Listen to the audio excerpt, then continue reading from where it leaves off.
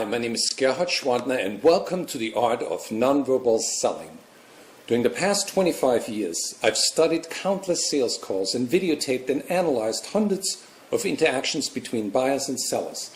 What I've discovered is that most salespeople get so caught up in the verbal part of the sales call that they don't read or respond to the buyer's nonverbal signals.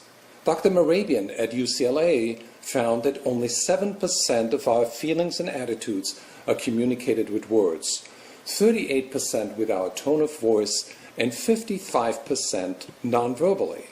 I found that during a 20-minute sales call, buyer and seller exchange over 200 non-verbal messages. The question is, what should we focus on? And how should we respond?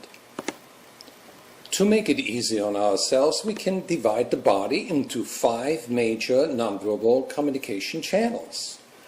The first channel is the face. A friendly face shows that the buyer is opening up to us. But as you know, facial expressions are not always genuine. In fact, buyers often wear a mask to hide their true feelings. The second channel are the buyer's arms. Closed arms may show that the buyer is guarded or defensive. The third channel are the buyer's hands. While facial expressions can be easily manipulated, we're often unaware of what we communicate with our hands. Open and relaxed hands are always a positive sign. The next channel are the buyer's legs. We want to observe if their legs are crossed away from us, which may indicate a guarded and defensive attitude. The last channel, the body angle, you'll see that the buyer is leaning away from the salesperson, another sign of caution. Now, is it necessary to read and analyze every nonverbal signal? No. That would be counterproductive. Here's a simple and effective way for managing the important nonverbal part of the sales call, the traffic light system. In a way, the buyer's body is telling us how to move forward with our sale. Fortunately, we don't have to learn more about psychology, but only about strategy. And here's how it works. Let's first talk about green signals. A buyer with a friendly facial expression, relaxed hands, arms uncrossed, legs relaxed, and a body angle directed towards you all indicate all signals are green. The buyer's body language says, go ahead with what you're doing. There are no hidden obstacles at this time. And go ahead and move forward with the sale. Let's talk about yellow signals. Here's some typical yellow signs. A steepling gesture, a sign of superiority. In sales, many times we see self-touching gestures, like the hand on chin. What do these signals mean? We can't know the exact meaning, but we do know that here's an obstacle preventing open communication between you and the buyer. The buyer won't tell you what it is, but the body language says, here's an obstacle, proceed with caution. Like in this example, crossed legs. It's very important for you not to mirror the buyer's yellow signals. The best strategy is to ask an open question and listen carefully so you can get the buyer to open up. It is very important to discuss the hidden issues before they become a real stumbling block to your sale. And that's where we see red signals. Red means that the buyer is getting either more indifferent and tunes out or increasingly aggressive and angry. In that case, you must act quickly before it's too late to respond. Your best strategy to red signals is to stop what you're doing, send green signals, and immediately redirect your approach. In this scenario, the salesperson responds with green signals. He leans forward and shows open palm gestures. When you express understanding of the buyer's feelings, chances are that the buyer will open up again. On your next sales call, pay attention to your customer's body language. Use the traffic light guide to make your counter moves. If you see green, proceed. If you see yellow, ask open questions. If you see red, stop and redirect your approach. Successful salespeople sell more with their eyes, and so can you. They communicate green signals throughout their call, and they close the sale when the buyer communicates green. Practice the art of nonverbal communication to make more money than you ever thought possible.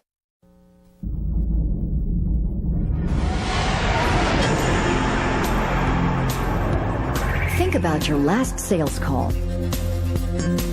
Was the customer leaning forward or backward in his chair?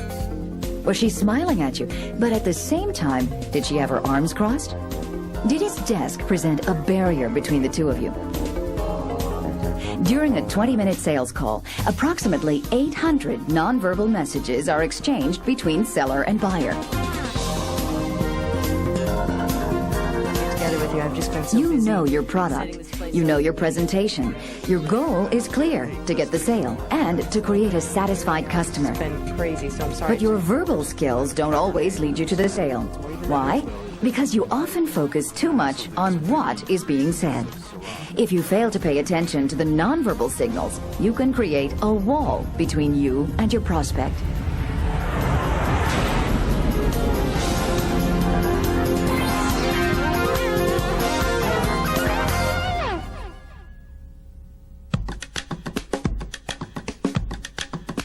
Scientific research proves that we communicate 55% of our feelings and attitudes through nonverbal expressions, 38% through tone of voice, and only 7% through spoken words. Salespeople who maximize the impact of that 55% by reading and responding to their customers' body language will have a significant competitive advantage. Misinterpreting your customer's body language can often lead to lost sales. Oh, I like that's very nice, yeah. Great, he's ready to buy this. Well, if you don't have any other concerns, what do you say we talk delivery dates? What if I pay all that money and it isn't compatible with our equipment? If I may show you one more thing. So, do you feel this will work for you? This sounds great. Yeah, I want this. I'm gonna do what we need. I just need to run it by Brad, as I mentioned. He's not as interested as I thought. I'll say so. Well, you know, I'll get out of your way here. Maybe if I can just leave my card with you. Appreciate that. Yeah, it's not a problem. Hey. Thanks. You can avoid these nonverbal mistakes, improve your observation skills, and learn to interpret major nonverbal signals and their meaning to your selling strategy. To successfully manage and control a sales call, we must become aware of our customer's body language, aware of our own body language, and manage to advance the sale and our relationship with the customer by applying the most appropriate verbal and nonverbal skills. When we use nonverbal communications techniques together with professional selling skills, you can identify and overcome negative nonverbal signals early in the sale. Why don't I sit over here so we can go over our material together? Respond faster and more accurately to buyer concerns. Sherry, why don't we develop a quality assurance standard that matches your requirements? It all begins with how you read your customers' true feelings and attitudes, feelings that they may be unaware of or trying to hide. Monitoring the buyer's nonverbal signals starts with a receptive state of mind. The ability to read the customer's age, ethnicity, energy level, and personality, as well as the immediate environment, helps you respond instantly, appropriately, and successfully throughout the sales call. Go ahead. All right, thanks. I got somebody in my office. I'll give it to you. Susan. Good to see you again. It's nice to see you too. Scanning is simple because there are only 5 major channels of nonverbal communication: face, body angle, arms, legs, and hands.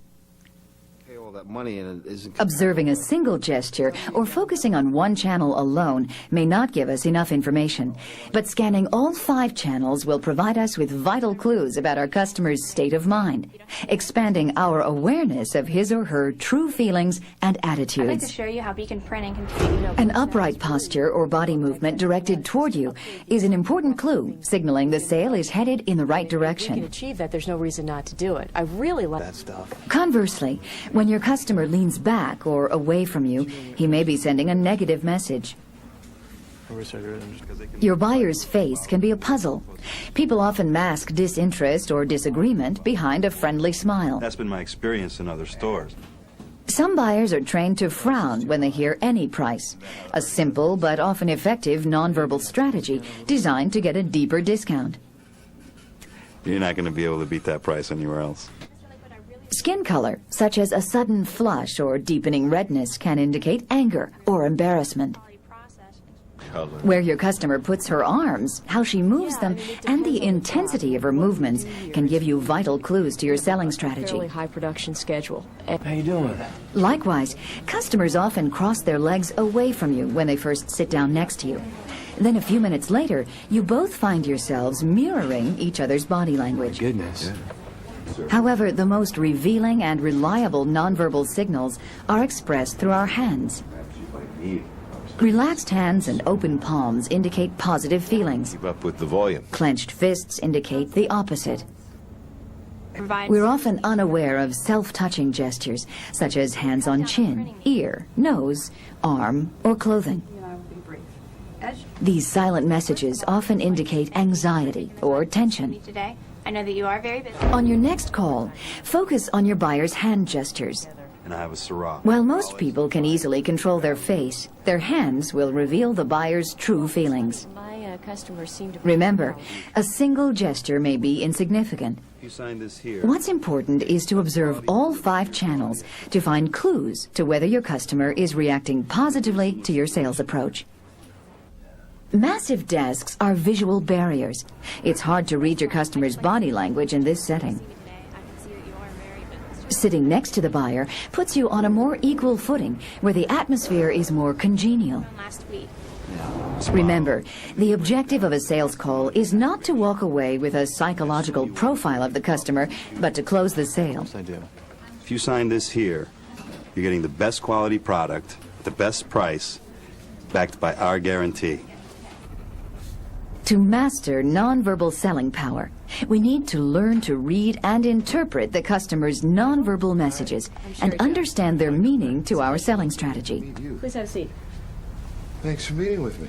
Just as a traffic light tells us to go, proceed with caution, or stop, the buyer's body communicates similar messages. Try to get, Green signals indicate that the customer is open and receptive to what you're saying. Your best strategy here is to move forward with your sales call. breaking down. Here are typical green signals. Your customer's body is leaning toward you. His face is friendly and smiling. His arms and legs are relaxed and uncrossed. His hands relaxed with palms open. You're on your way to making a sale. Well, if you don't have any other concerns, what do you say we talk delivery dates? I don't know where the corporation's going. Yellow so signals warn us to use caution. They suggest there is an obstacle preventing open communication with our buyer. You don't want to guess the nature of the obstacle, but you do want to uncover what it is. Here are typical yellow signals. Your customer leans away from you. Her face tense, doubtful, frustrated. Her arms and legs crossed, signaling caution. Talk to you further back. Her hands clasped and fidgeting. Yellow signals are silent obstacles that must be removed before you can close the sale. Don't ignore the body language of your customer when it indicates guardedness, frustration, tension, or doubt. What would be your best strategy for handling yellow signals? First, be sure your body communicates green signals. Had many problems at all. Second, ask open-ended questions to get the buyer to open up. Just how important is it to you to increase speed while reducing overhead? Well, obviously it's very important to me, but what's probably more important to me at this particular juncture is making sure that we stay within our budget. Third, once the unspoken objections have been addressed, continue to display green signals and use open questions to encourage your customer to open up even more. Upgrade the equipment while keeping... If we fail to respond to a client's yellow signals, it's very likely that they'll turn red. Listen, your last delivery was a week late. You cannot expect any more business from me unless you can guarantee on-time delivery. I'm sorry about the late delivery. Red signals alert you to stop. You are now facing nearly insurmountable barriers, and you need to repair the relationship first before you can move on with the sale. The cause of it was that the replacement shipment didn't go out until after the holiday. Red signals show that the buyer is becoming increasingly aggressive toward you or increasingly withdrawn from you. So remember, to enhance your selling power, the first key is to pay attention to your customers' nonverbal communication channels. The second key is to interpret the signals like a traffic light that shows you the way to the sale. The third key is to handle yellow signals early before they turn into red signals. How? Instead of reacting defensively to a yellow signal, respond positively with openness in a thoughtful, professional manner. A simple, open question will show your customer that you care and that you're prepared to deal with any obstacle to your relationship or your sale. As you ask the question, be sure that your own body language signals green. You don't want to become the obstacle in the buyer's mind. In order to manage nonverbal communication in sales, we need to recognize that nonverbal signals always precede spoken words.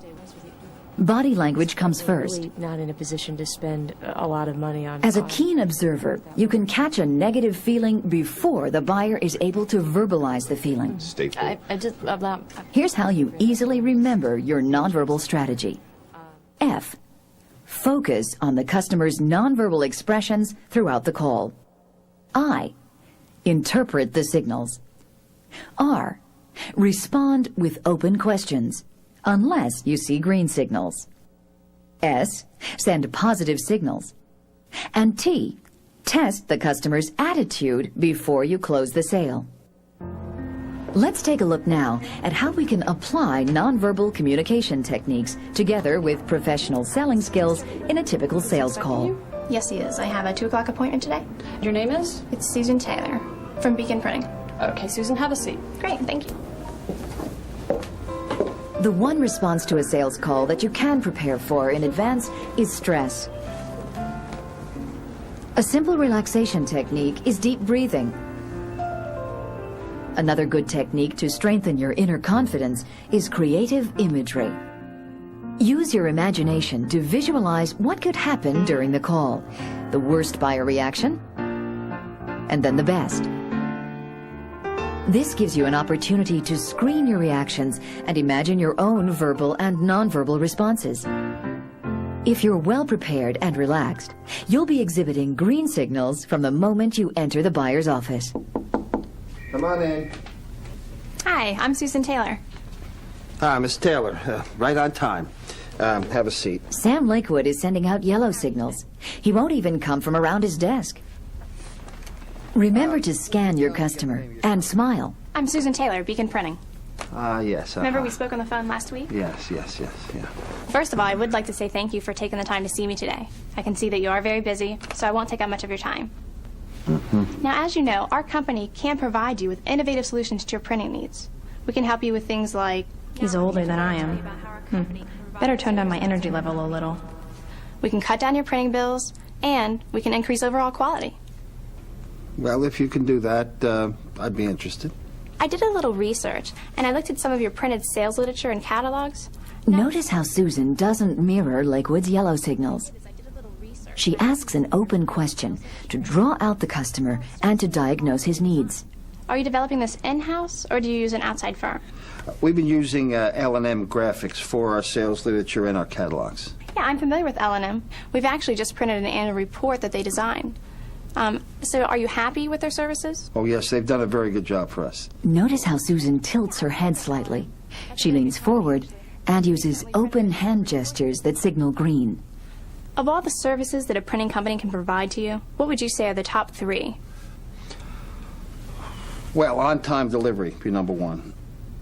Keep eye contact and don't mirror any yellow signals, like that frown. Oh, yes, they've Susan done a very listens, good job for us. nodding in rhythm with Sam's speech pattern. And price would be 3rd. A few of Susan continues to encourage Sam Lakewood to describe problems he had experienced. She uses green, open-handed gestures in response to his yellow signals. You bet. And you probably don't want to go through that again. No, I don't want to go through that experience. He seems to be relaxing, getting interested. Now let's introduce some new ideas. Mr. Lakewood, I really appreciate you sharing this information with me. Susan leads right into her presentation, stating benefits, using persuasive eye contact, and continually scanning her customer.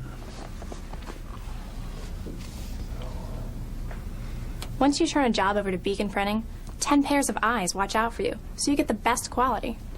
And it all starts with inspection of the paper that you've selected for the job. But your price is too high. When it comes to objections, Susan keeps responding with green signals, acknowledging Sam's price objection. Now let's take a moment to talk about that. How do you compare the price?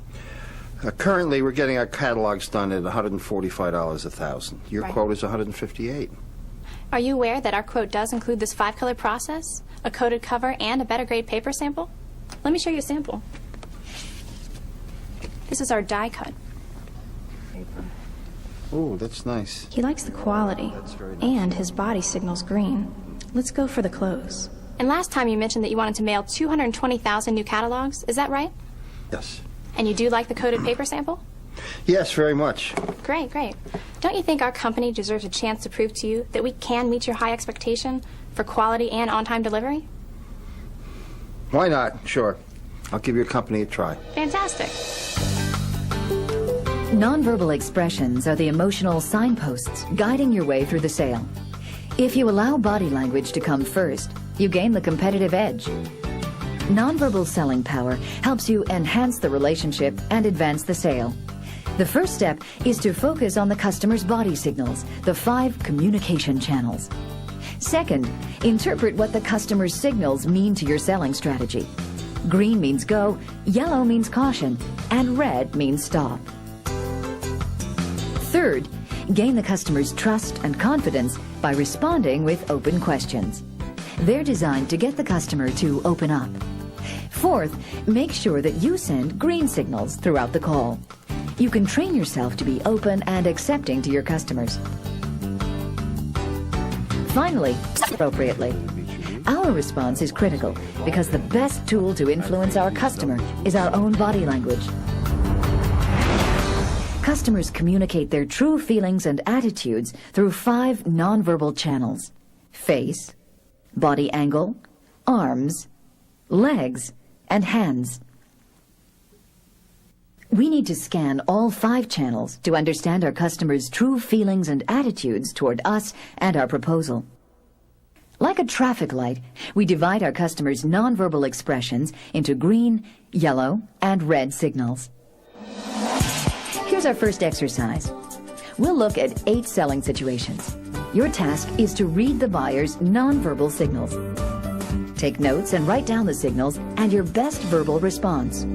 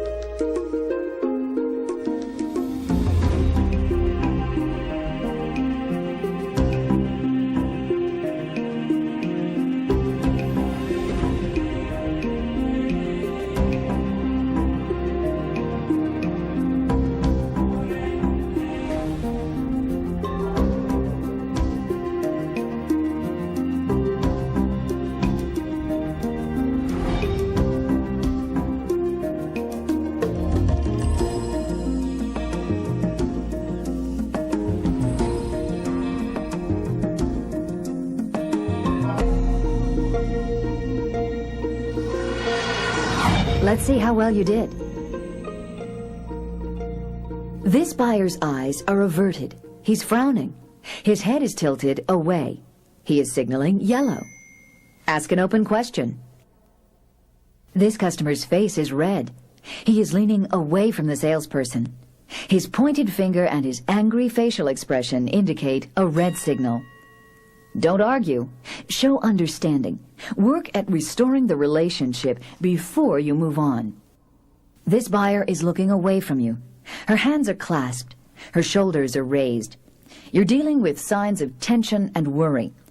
She communicates yellow signals. Answer her questions truthfully and ask open questions to uncover her true feelings. This customer's arms and hands are open, palms up. His body is leaning forward, legs uncrossed. The face is relaxed.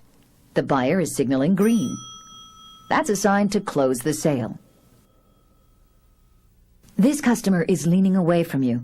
His hand is pulling at his neck. His facial expression shows doubt, a strong yellow signal. You need to respond to the obstacle with open questions. This customer is leaning away from you. Her shoulder is raised against you. She's pulling on her arm. Her facial expression indicates a strong defensive attitude. Increased withdrawal is a red signal. You need to acknowledge her feelings, express understanding, and create positive involvement. This customer's facial expression is friendly. Arms are uncrossed, hands relaxed. A green signal. It's time to ask for the order. This buyer's hand is raised. His thumb is covering his lips. His facial expression indicates doubt, a yellow signal. Your best strategy is to answer the buyer's question and follow up with a probing question to test the buyer's attitude. Remember to use the first acronym for developing your nonverbal strategy. F. Focus on the customer's nonverbal expressions throughout the call. I. Interpret the signals. R. Respond with open questions. S. Send positive signals. And T. Test the customer's attitude before you close the sale. Let's get started with our second exercise.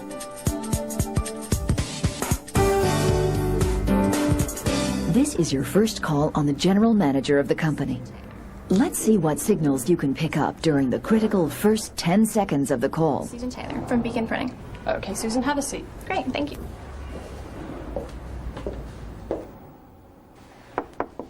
Come on in. Hi, I'm Susan Taylor.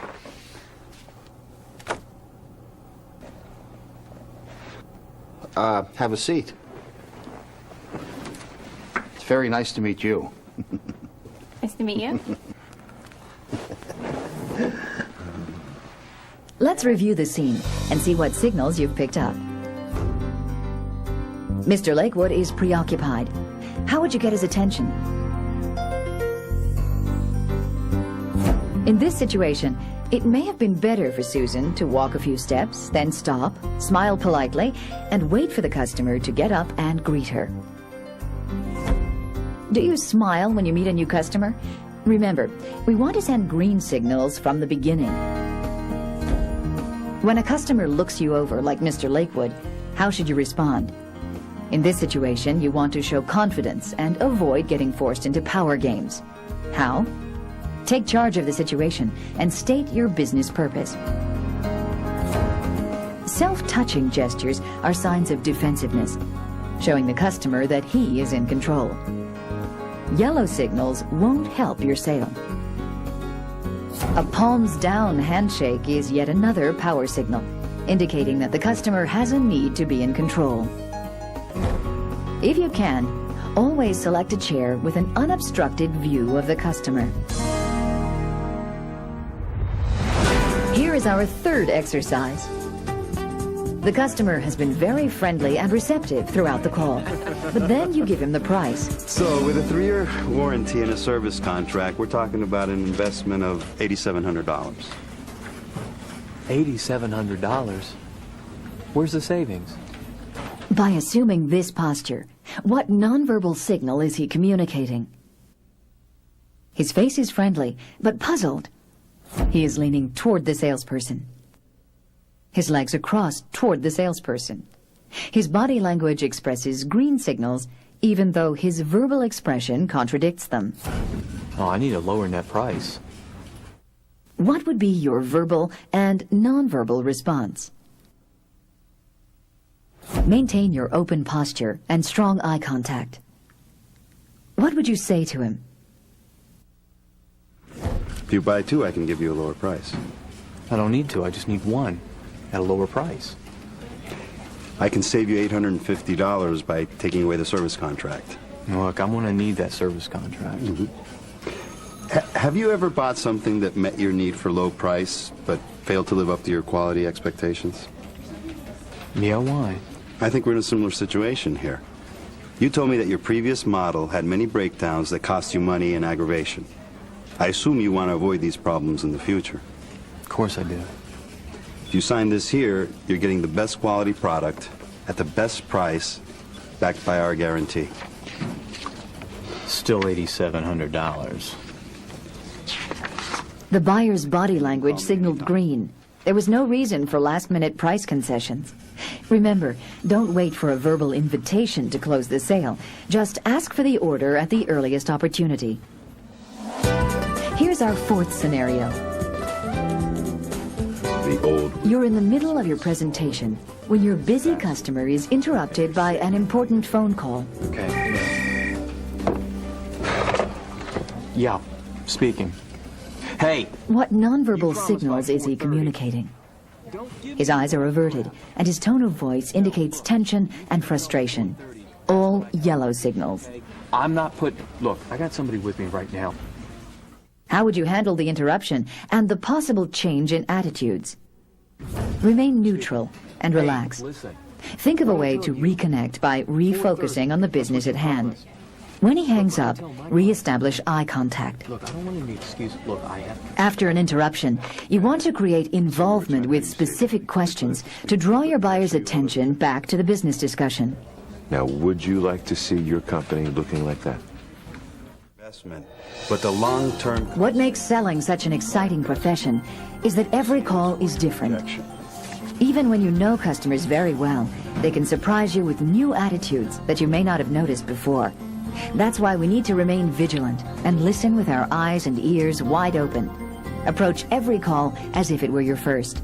Test the waters with open questions before launching into your presentation. Scan the buyer's body. Keep your own body relaxed and communicate green signals. If you notice yellow signals, shift your focus from talking to listening. Ask open questions. Give the buyer a chance to express the hidden obstacle to your communication. If you show your customers that you really care about them, that you're able to serve their needs and solve their problems, you'll get more green signals than you ever thought possible. Now you're about to see how a role-play exercise called the practice call can increase your sales success. In the practice call, the buyer's situation is fictitious, but the behavior is realistic. And by the end of the day, it's like a link trainer for airline pilots. Pilots can test their skills in a safe environment where the responses are real and a mistake will never hurt anybody. As a matter of fact, mistakes are a very good thing in the practice call. You don't want to maybe be trying out a new sales technique on a real customer because you'll stand the chance of losing the sale. Here, there's no risk. Okay. So, who wants to be the seller? All right, I'll do it. Okay, Tony, here you go. Tony, this is your case. And the buyer? I'll do the buyer. Beautiful. Okay, Michael, and that leaves you, Susan, to be the observer. So, I'm going to give you a few minutes to prepare, and then we'll get started. Great. Won't be hard on me. No promise. As the seller, Tony is going to call on a prospect. His objective is to open the call, present his product, explain customer benefits, and use a trial close. Michael will be playing the part of a typical prospect. His time is limited and he's busy. His goal in this call is not to volunteer any information unless the salesperson asks a specific question. As an observer, Susan will be observing, recording, and evaluating the seller's performance. She'll take notes to record the flow of the conversation and keep track of the nonverbal signals of both the seller and buyer. Also, she'll write down what she would do if she were in the seller's situation, so she can offer suggestions to the seller. As the viewer, we encourage you to assume the role of the observer. Please take notes and write down what was good and why. Also state what you would improve and how. So, you ready to observe? Absolutely. Okay. Mr. Mackey, Tony Thompson. Hi, how you doing? Thank you for taking the time to see me. You only got a few minutes. So. Okay, I'll be quick. I was wondering, do you have any cigars, Dominican, in the range under $2? No. Okay. Terrific. Oh. And here they are. Yeah. Okay, this is a curly head. Arturo Fuentes makes it. You're familiar with Arturo Fuentes? Of course, yes. He makes his cigars. and it retails for about $1.35. And it's a unique cigar in the sense that it is made from novice rollers, and they're made from the cuttings of the leaves, which they use to make their fine cigars. Yeah. So the taste is really good. It might not burn as evenly. So Arturo Fuentes basically sells itself, and when you got a $1.35 cigar, which tastes just like his premium cigars because it's the same fillers, the same leaves, then you should have no trouble selling those. You play golf? It smells very nice. Yes, of course. It's a good golf cigar. Yeah. Oh. Yeah. It'll stay lit through the wind, anything. So this one here, are you familiar with Padron? Yes, of course. This is a Nicaraguan cigar. It's a Honduran filler with a Cameroon wrapper. That's very good. Yes, it's a full-bodied cigar. Yeah. And that sells in the $6 range. Those would be for the people who like to smoke more intense cigars. Does your clientele buy mostly high-end cigars, or? Well, we have a range, mixture. You know, middle class to upper middle class people. So they're usually looking for what, $8 cigars, or? Just the full range, really. We need more of these. Some people come in, they want to try cigars out, you know, and by location and so forth. So that, you know, we really do. I think I'll probably take 50 of these. All right. You want a bundle of those? Terrific. Yeah. I would leave these with you if you'd like to smoke them. I'll tell you what I'll do is I'll go ahead and I'll take a bunch of these. Okay. Get your bunch. And with the Padron, let me smoke it. All right. Let me taste it, and I'll let you know sometime tomorrow. Would that be? Okay. That sounds great. Yeah. All right. If I may suggest, smoke it after dinner. A cup of coffee, a little espresso. Goes very well. Especially if you have spicy food. That'll hold up to it real nice. Well, then I know where I'm going for dinner. All right. Okay. All right. I'm out of here. Yes. Thank you very much. Thank you. That was great. I can tell you were really During the evaluation of the practice call, the seller gets a chance to reflect on the experience. Next, the buyer shares his comments, and then the observer will evaluate the performance and offer suggestions for improvement. Hear what you thought was good and why. Okay. Let's see. First, I'll talk about the verbal things you did that I thought were good. There was actually a lot of things. You guys did really well. So first thing is I like that you verbally acknowledged the time constraint that the client had, but yet you remained confident. I think that's good because it kind of puts the customer at ease. I think a lot of salespeople can just sort of smooth over that and ignore it, but you were like, okay, I won't take up much of your time. So I thought that was good. I liked how you pointed out that he had a place in his stock for your product in that price range. I thought that was a very effective sales technique, and it sort of establishes the need for the client. As far as nonverbal, you did a lot of things there as well.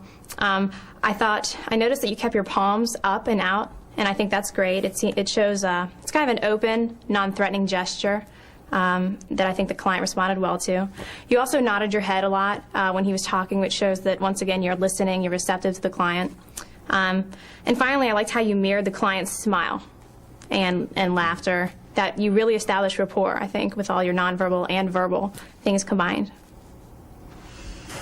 Okay, that's terrific. Terrific. Now let's move on to what can be improved and how. Like I said, they did really well, so there wasn't a whole lot, but I did pick out a couple of things. As far as verbal, I do feel like you let the client off a little too easily with the Padrones. I think you had a great thing going. I thought you were a little too conservative there. I think you should have at least made an attempt on the client. He was giving you a good response. He did get a little bit more relaxed. I think you should have, once you had the sales momentum going, an add-on would have been a little bit easier. Perhaps you should have suggested that he try maybe 50 of the Padrones. You know, just try 50. And, you know, if they don't sell well, if you don't like them, you don't have to order them ever again. But I think you need the product, but all you really did is just let him try one. I think you could have sold him. He was in a pretty good mood.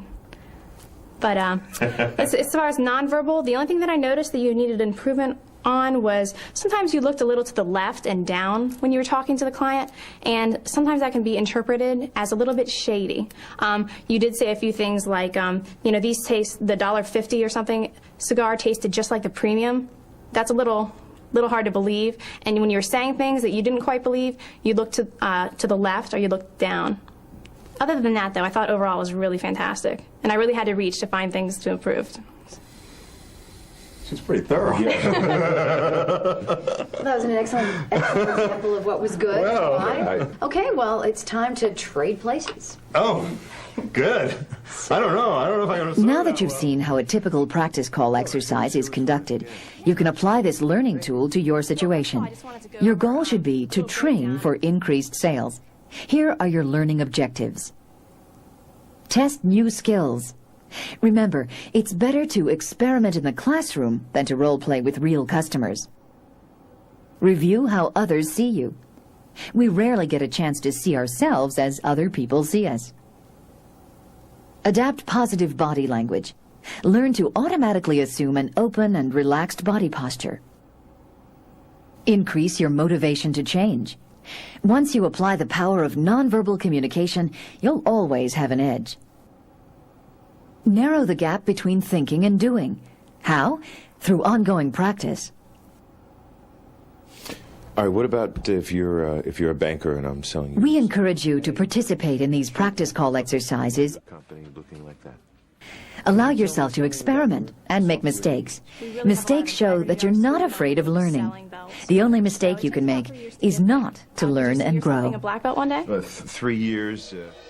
Nonverbal communication is the biggest part of acting, actually. One of the things that I do in the class that I teach, the acting class that I teach, is that we'll take a look at the opening scene of The Godfather.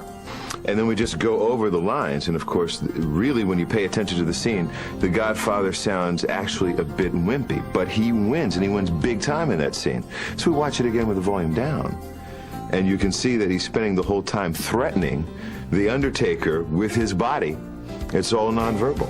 Sometimes when I practice a script, I'll actually look in the mirror to see if I'm doing the proper gestures. You know, sometimes if you're nervous, you can come off, you know, like you might start fiddling with something. And even though you're saying the right script, if you're fiddling and I'm supposed to be confident, you know, it's a total contradiction. So I think you have to make sure that you don't just have the verbal script down, that you're doing the proper nonverbal gestures as well.